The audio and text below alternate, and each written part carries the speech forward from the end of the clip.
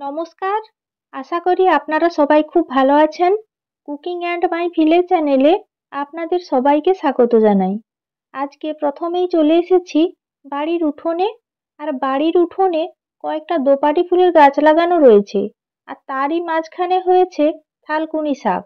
দেখুন, বেশ অনেকটা জায়গা জুড়েই থালকুনি শাক হয়েছে।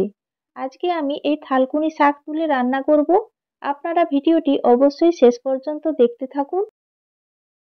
কিছু সময় পর শাক তুলে নিয়ে বাড়ি চলে এসেছি, কারণ ওইখানে কিছু জোঁক রয়েছে। তাই আমি তাড়াতাড়ি করে শাক তুলে নিয়ে বাড়ি চলে এসেছি। তারপর আপনাদের সঙ্গে শেয়ার করছি। শাকগুলো দেখতেই পাচ্ছেন কি সুন্দর সবুজ আর একদম টাটকা, আর কোনো প্রকার সার বিষ দেওয়া হয় না। একদম বাড়ির উঠোনে হয়েছে, প্রাকৃতিকভাবে জন্মেছে শাকগুলো। তারপর অনেকটা জায়গা জুড়েই শাকগুলো বেড়ে গেছে। এবার আমি শাকগুলোকে মোটামুটি পোকা বা ঘাস আছে কিনা বেছে নেব। বাছতে তো মোটামুটি সময় লাগবে, তাই শাকগুলো বেছে নিয়ে আর কাটাকুটি করে নিয়ে কিছু সময় পর আপনাদের সামনে ফিরে আসছি। আপনারা ভিডিওটি দেখতে থাকুন। কিছু সময় পর রান্নার জোগাড় করে নিয়ে চলে এসেছি রান্নাঘরে। আর দেখতেই পাচ্ছেন থালকুনি শাকগুলোকে একেবারে ঘুষো ঘুষো করে কেটে নিয়েছি। আর এই শাক রান্নাতে দেওয়ার জন্য অল্প একটু আলু আর বেগুন সরু সরু করে কেটে নিয়েছি একসঙ্গে। তারপর ভালো করে ধুয়ে পরিষ্কার করে নিয়েছি। আর এই শাক রান্নাতে দেওয়ার জন্য নিয়েছি কুচো চিংড়ি। দেখতেই পাচ্ছেন চিংড়ি মাছগুলো একদম ছোট ছোট। এই মাছ দিয়েই আজকে থালকুনি শাক রান্না করব। মাছের মধ্যে দিয়ে দিলাম পরিমাণ মতো লবণ আর হলুদ গুঁড়ো। মাছগুলোকে আগে থেকেই ভালো করে ধুয়ে পরিষ্কার করে রেখেছিলাম। এবার ভালো করে লবণ হলুদ মাখিয়ে নিচ্ছি। কাঁকড়া দিয়ে এই থালকুনি শাক রান্না করলেও খেতে দুর্দান্ত লাগে। প্রথমে কড়াই ভালো করে গরম করে নিয়েছি। এবার কড়াইতে দিয়ে দিলাম পরিমাণ মতো সর্ষের তেল। তেল গরম হয়ে যাওয়ার পর তেলের মধ্যে দিয়ে দিলাম 5 ফোড়ন। ফোড়ন নেড়েচেড়ে হালকা ভেজে নিচ্ছি। আর আজকে আমি মশলার সঙ্গে চিংড়ি মাছগুলোকে দিয়ে ভেজে নেব।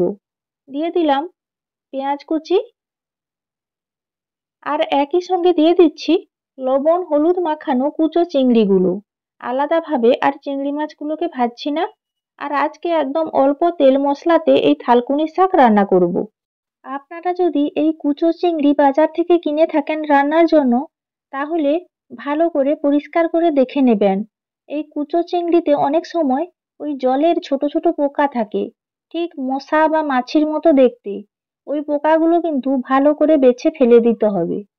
নাড়াচাড়া করে পেঁয়াজ আর কুচো চিংড়ি ভালো করে ভেজে নিচ্ছি।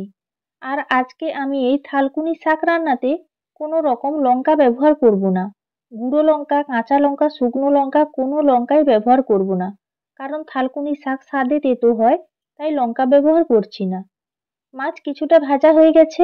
এই পর্যায়ে দিয়ে দিলাম পরিমাণ মতো লবণ, আর দিয়ে দিলাম পরিমাণ মতো হলুদ গুঁড়ো। আবারও মশলা ভালো করে কষিয়ে নিচ্ছি।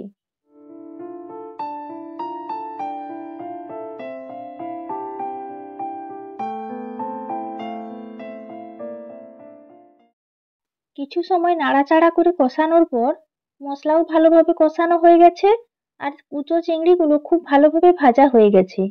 এই পর্যায়ে আমি কেটে রাখা থালকুনি শাক, আলু আর বেগুন একসঙ্গেই দিয়ে দিচ্ছি।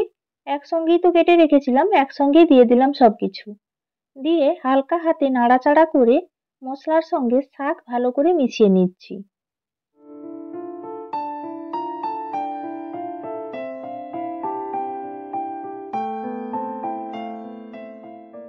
মশলার সঙ্গে থালকুনি শাক ভালোভাবে মিশিয়ে নিয়েছি নাড়াচাড়া করে। এবার আমি কিছু সময়ের জন্য ঢাকা লাগিয়ে দিলাম। আবারও মাঝখানে ঢাকনা খুলে ভালো করে নাড়াচাড়া করে উপর নিচ করে দিচ্ছি।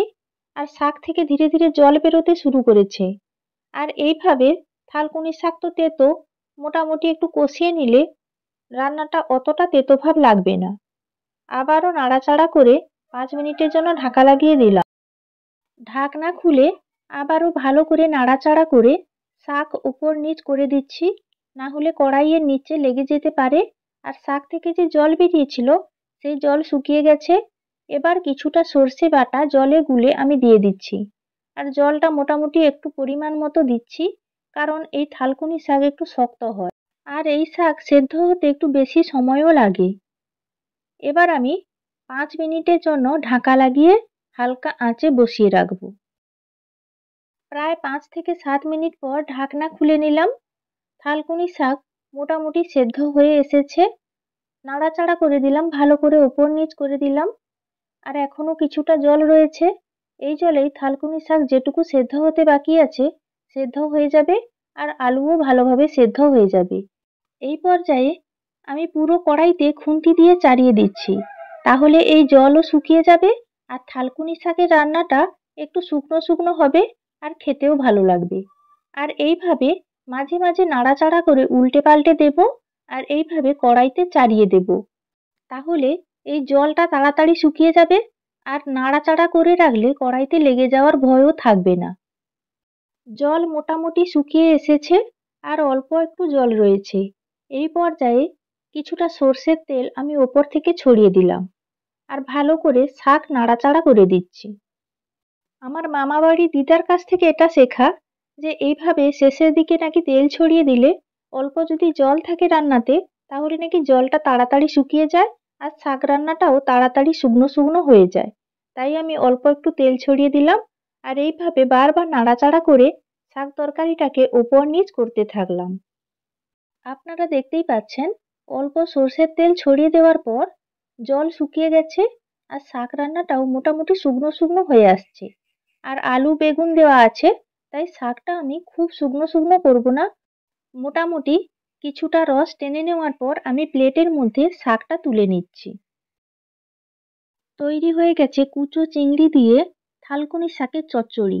আপনারা চাইলে কাঁকড়া দিয়েও এই থালকুনি শাকের চচ্চড়ি রান্না করতে পারেন, সেক্ষেত্রেও রান্নাটা খেতে ভালো লাগে।